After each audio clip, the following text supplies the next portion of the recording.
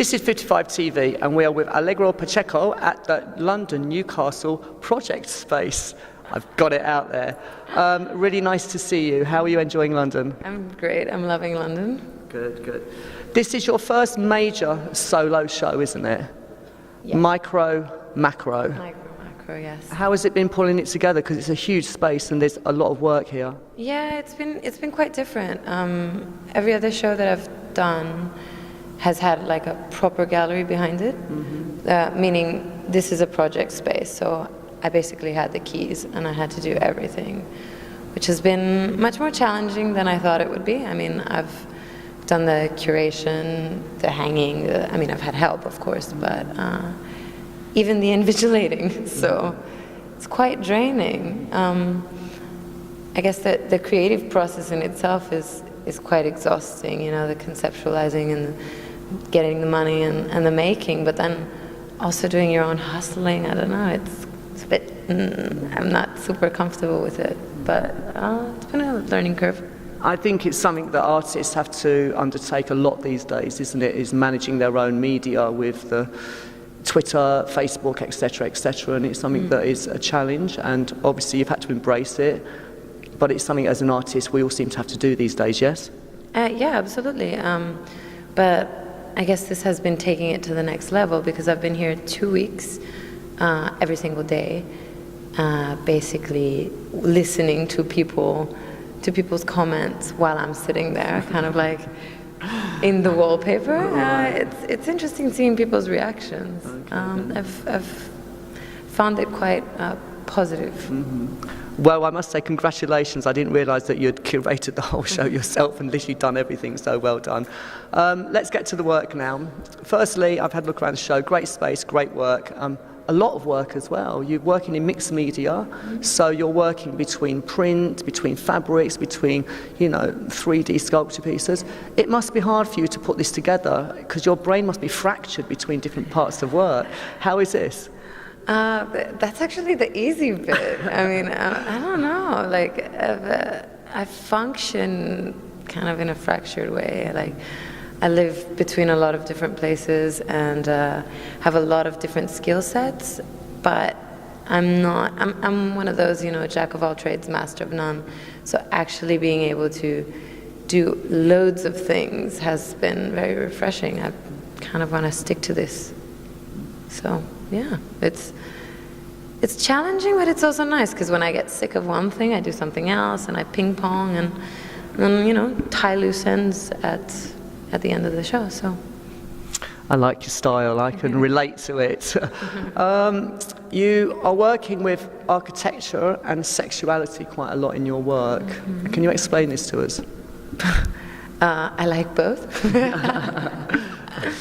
I don't know, I mean, where do I begin?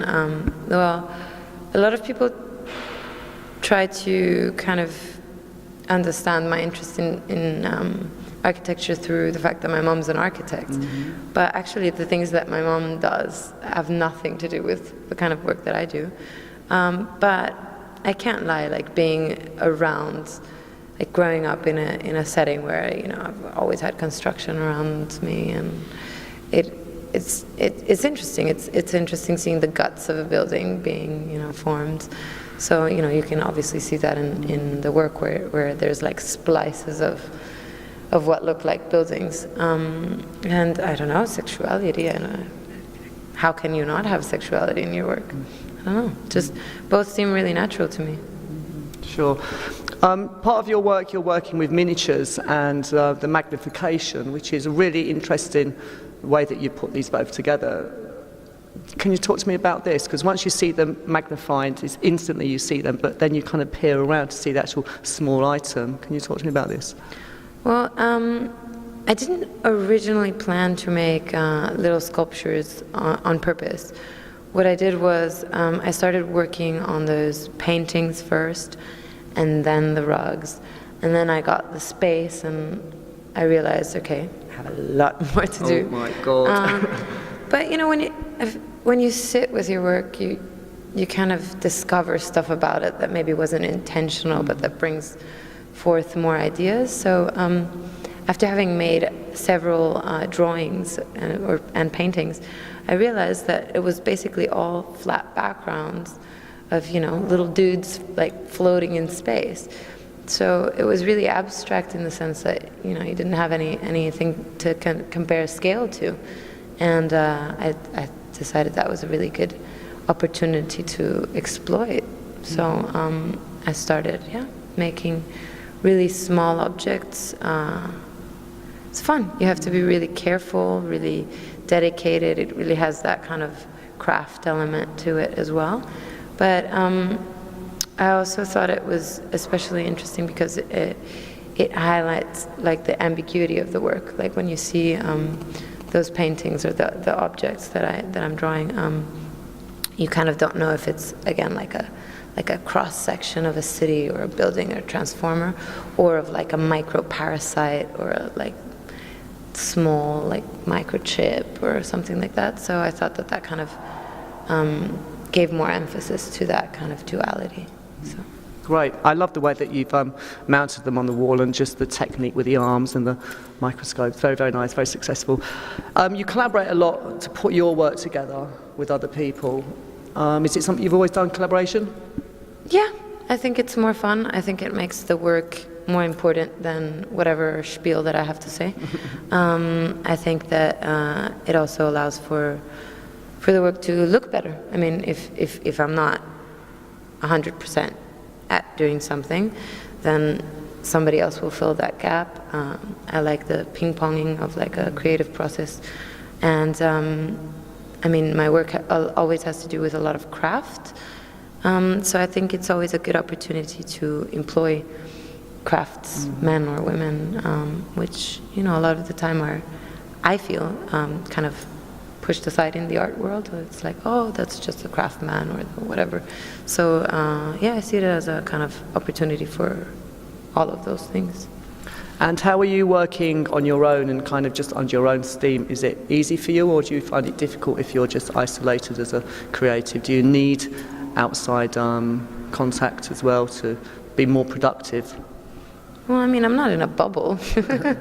I don't know. I don't really get your question. I mean, I'm always in the company of my friends and other artists, so I'm always bouncing ideas off of them. And so I guess I'm not alone. You're from Costa Rica.